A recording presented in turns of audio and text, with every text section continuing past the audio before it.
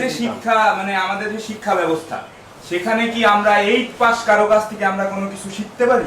SSC pass করে sir সেই স্কুলে প্রাইমারি স্কুলে এসএসসি পাস করে ঢোকা যায় কিনা? এই দুর্নীতিটা নিরসনে আপনার মানে একটা ক্লিয়ার স্টেটমেন্ট আমরা চাচ্ছি। মূলত হচ্ছে আমরা আসছি রঙেরকান্দি প্রাথমিক বিদ্যালয়ে 4 জন যে টিচার দিয়ে শুরু হয়েছিল, এরা 4 জনই দুর্নীতি করছে।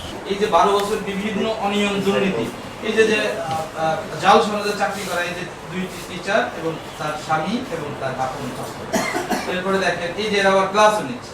যেহেতু দুদকে মামলা চলমান, এই জন্য আমরা আমাদের এখান থেকে একটা বিভাগীয় মামলা সেখানে চলছে। এই দুর্নীতিটা নিরসনে আপনার মানে একটা ক্লিয়ার স্টেটমেন্ট আমরা চাচ্ছি যে আপনি এটা প্রতিরোধে যে কতটুকু ভূমিকা রাখতে পারবেন, এটা একটা ক্লিয়ার স্টেটমেন্ট আজকে আমাদের দিবেন।